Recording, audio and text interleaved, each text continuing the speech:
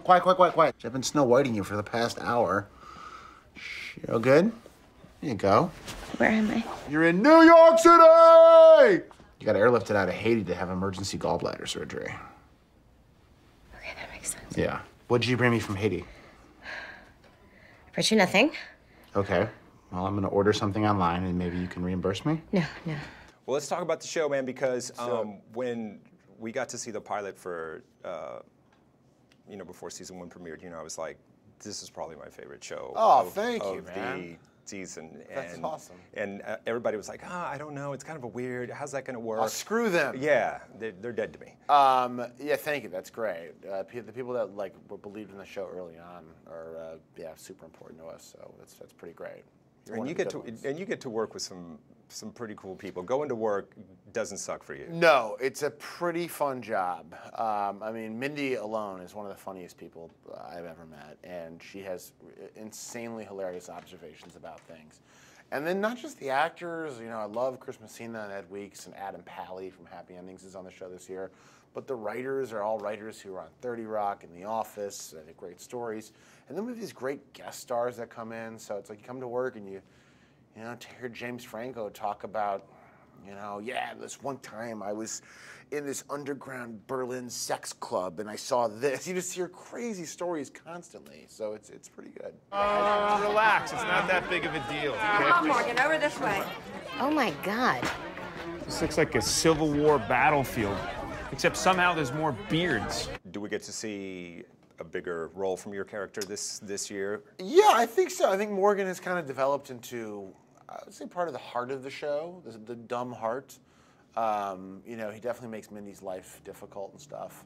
And, the first few episodes focus on Mindy's transition back into the practice, but episode 4 is a big Mindy-Morgan episode where the two of them kind of have this big date together. And it ends in a lawsuit, as a lot of dates do. A lot of my dates do. These days. That's why I make all my dates sign an agreement up top that they can't sue me no matter what. So he's still the kind of bull in the china shop. Yes. But he's got a great heart. That's an excellent way. He's like a bull in a china shop.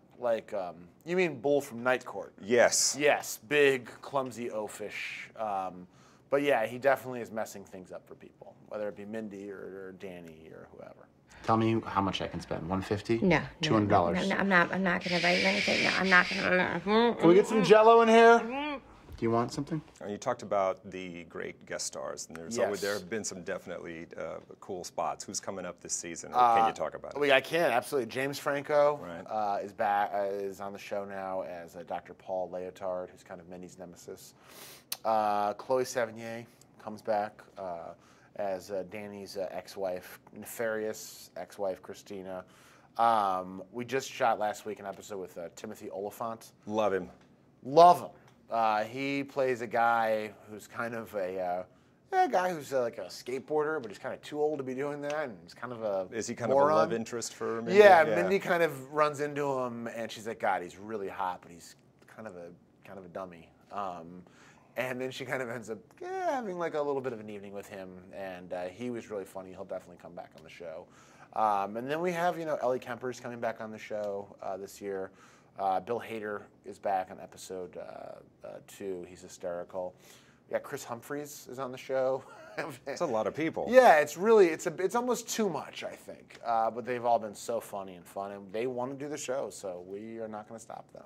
Well, I've been asking everyone from the different shows because it seems that just in the time between last season and this fall, for all the shows, social media has become just this monster element. Yes. People, like I do live tweeting during the shows. Oh, nice. I'll tell people during the morning show, hey, Mindy premieres tonight. That's good. Check out my interview with Ike, and I'll be tweeting during the show. Well, you just got yourself a follower. Thank you. Sorry, go ahead. Bless you. So, how do you feel about that? The fan involvement? Oh, I think it's great. I'm a huge Twitterer. I tweet everything from I'll live tweet the show sometimes and be like, hey, in this scene, I was wearing underpants that were too tight for me. Or I tweet everything, and I think it's actually a really great way to kind of stay in touch with your fans a little bit. If a fan catches you and you have a moment of free time and they tweet at you, it's a great way to kind of keep in touch with them, and so it's pretty great. I'm a big social media fan. I like social media. This is Let good. it be known. This is good. Yeah. Last question. Any Houston connection, funny Houston story, ever been there? I have. I was on my high school Scholastic Bowl team, and we came in first in our state in Illinois, and we participated in the Nationals at Rice University in 1994, and we came in ninth. So, but I got to spend a Mathlete? no, but history and literature. The math guy was a different guy. He's not on a TV show right now, trust me. But yeah, we spent about 2 weeks in Houston, and I go to Texas all the time. I love it. Cool. Love it. Best of luck, man. Nice Good to meeting see you, brother. Take care, man. Absolutely. Thank you so much.